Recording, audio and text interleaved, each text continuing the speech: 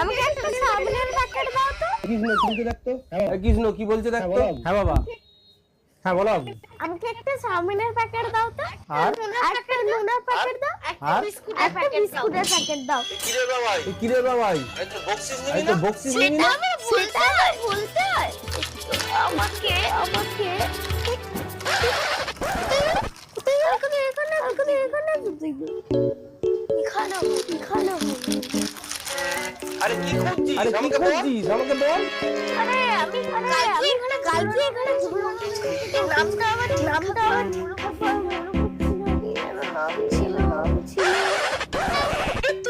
এইটা দাও আরে ও তো আমাদের পাড়ার বিন্দু। আরে না না বাবা, ও ছেলেমেয়ের কথা বলছে। দাঁড়া, তোর মাকে আমি বলছি। আরে